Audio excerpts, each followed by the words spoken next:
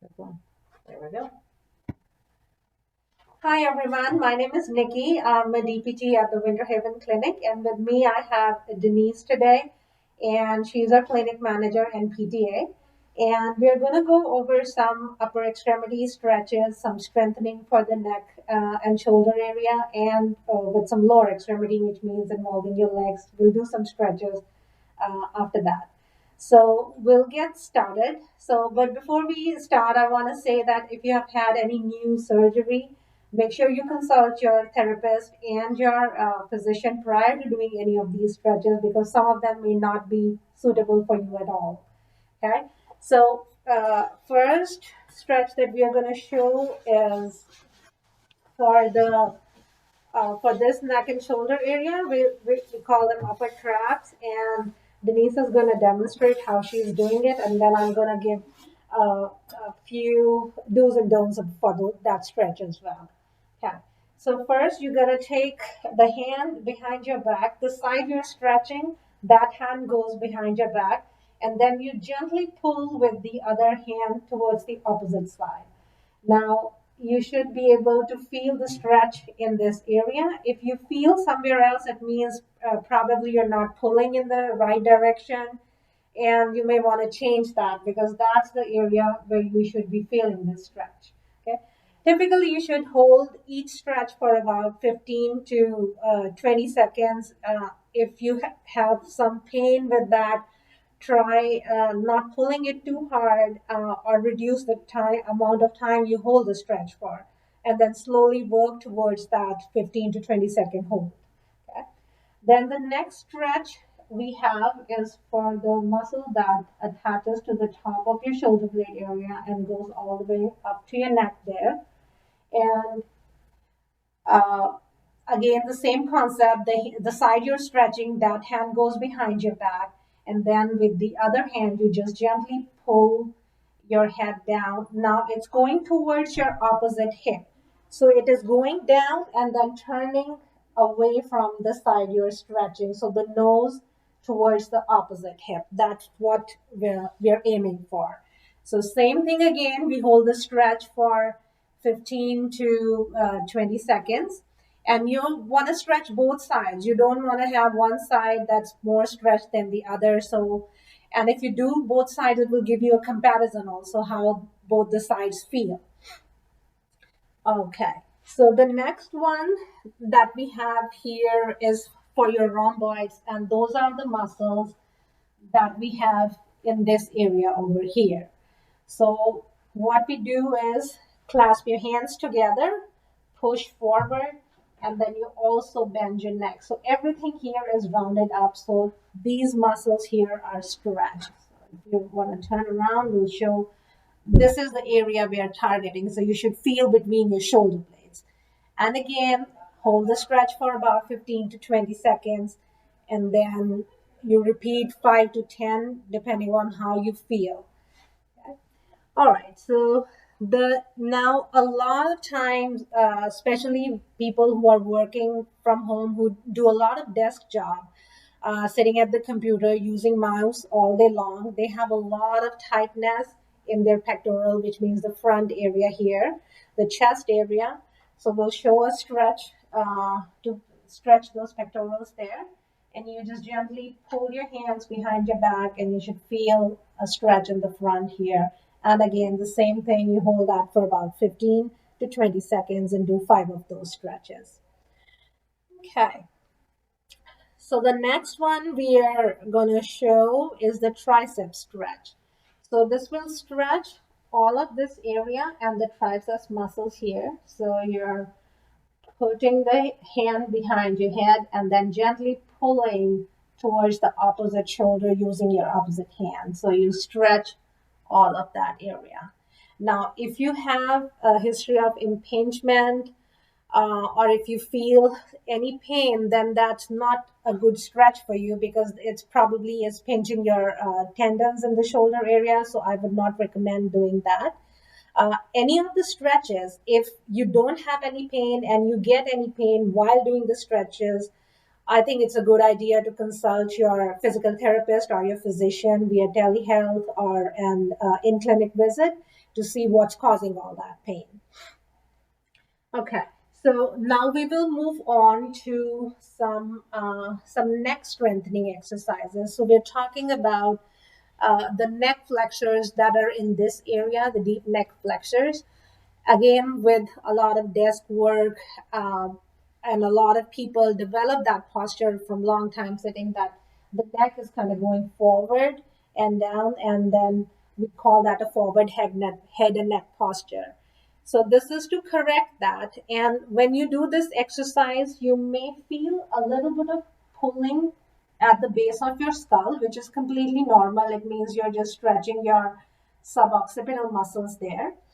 Now, for chin tuck, the key is that you're trying to make a double chin. Okay, so see that it's not bending forward or going backward, it's just pure going retraction of your chin. The other way you can do is put a finger in front of your chin and then moving your chin away from that finger. So again, you will develop that double chin and you'll feel a little bit of pulling at the base of your skull. So same thing, you hold that 10 to 15 seconds. Now, if you feel any dizziness, nausea, any feeling of vomiting, then that's probably not a good stretch. It means there's something going on with your neck that needs to be checked out. So again, consult your physician or your therapist there. Okay, so the next exercise that I have here, they're called isometric exercises, which means you're not moving your body part, but you're still developing some tension in the muscles that will improve the strength in there. So if you have chronic neck pain, this is the exercise that we recommend in the beginning to strengthen your neck area. So the first we have the flexors. So you're gently pushing your hand and head against each other. Gentle counter pressure that will develop some tension in the muscles here. Again, it should not provoke any pain. You hold that for about 5 seconds and then relax. And there are multiple ways of doing these. Either you do just 10 times same exercise, or go around doing other areas of your neck and then do 10 cycles of all of those exercises. So we are only showing one for the purpose of this video. Then we have strengthening for these side muscles, and you have your hand at the side of your head, and again you're giving a gentle counter pressure there. I'm holding for about 5 seconds, and then go ahead and do the other side. Same thing, gentle pressure with holding 5 seconds. Okay. And then we'll do the back side of your neck. So hold 5 seconds and relax. And if you have not been doing any exercises in the past, I think it is a good idea to just start with one set of 10. If you feel it's too easy, then go ahead with 2 sets of 10. Remember, whenever you do something unusual that your muscles are not used to, there may be some soreness, but that should go away in a day or so. But if it persists, then again, consult with your therapist and your physician. So now we'll move on to the lower extremity stretches, means stretches for your legs. And we have, the first one we have is a hamstring stretch. So we have already wiped down our table prior to starting the stretches or starting the session today. And we have a gait belt here that we're using.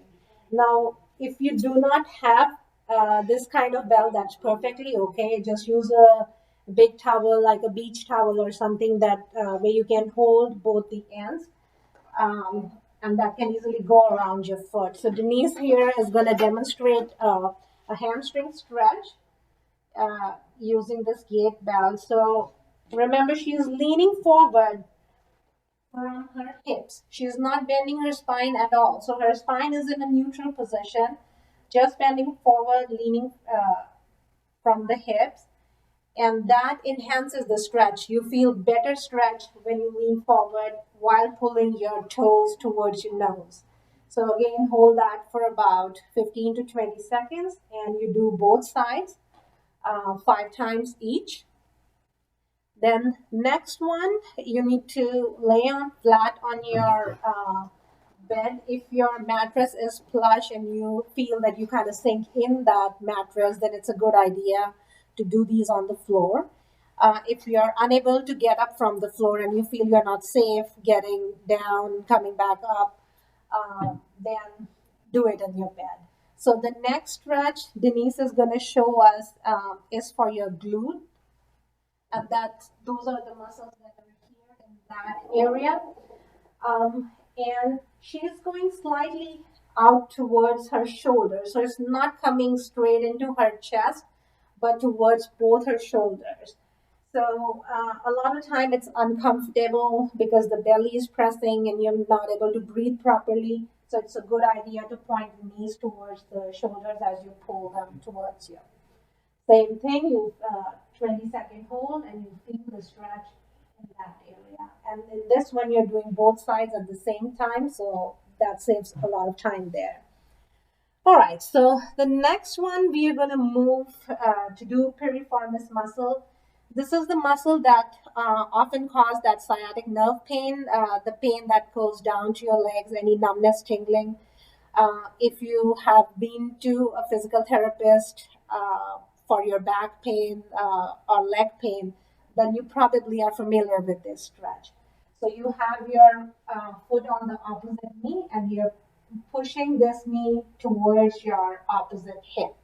So slightly towards the wall and towards that opposite hip. And the same thing, 15 to 20-second hold, and that's the area deep in the buttock area where you will feel that stretch. All right, so before stretches, I just want to say that before you do any of the stretches, it's a good idea to do some warm up. So if you have a bike or a treadmill at home, 10 to 15 minutes walk on that treadmill or 15 minutes on the bike. Or if you don't have any of that equipment, then I think it's a good idea just to walk around the house, go for a walk on the street, and 10 to 15 warm up is a good amount of time.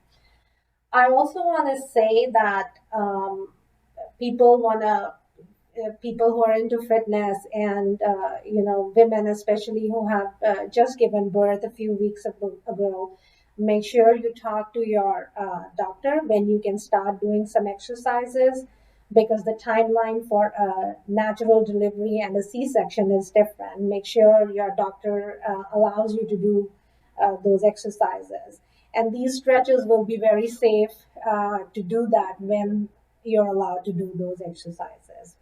If you have any questions, please post it in the chat box and we'll make sure that we answer all your questions. Thank you so much. Thank you, Denise.